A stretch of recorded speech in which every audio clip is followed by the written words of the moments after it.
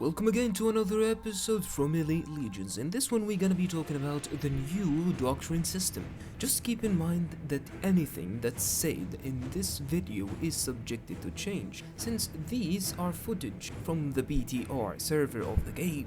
Now, without any further ado, let's dig in. So the first advice I would give you is don't put your epic doctrines in here. It's kinda pointless and you would only get some extra points to fill this bar down there, which when full will give you a tier 5 epic doctrine. So yeah, you did hear that right, a tier 5 epic doctrines. So apparently now we have tiers for the doctrines and different variations or versions of the same doctrine as well. Of course, this is not applied to all doctrines, so we will have some few examples, like the awareness doctrine for the Imperial Spear Guards. Whereas you can see, they have 5 different tiers with different buffs. Of course, the difference between the tier 4 and tier 5 is not that big of a deal, but the difference between tier 1 and tier 5 is kinda huge. Jumping on to the Ironside versions. As you can see, this is the Ironside doctrine and it has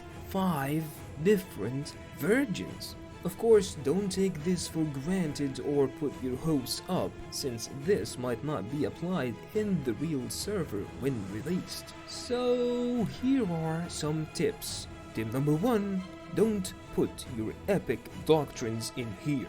Unless you have some wisdom doctrines, and even better, add a pure wisdom or spirit doctrine to aid your chances of getting a tier 5 epic doctrine, and to help you fill this bar really quickly. Because believe me, the luck on this thing is not on your side, and you might end up getting one epic wisdom doctrine, so don't get so hopeful. Tip number 2, fill this bar with rares, wisdom doctrines, green ones, literally anything you have and don't want, throw it in here to fill this bar up.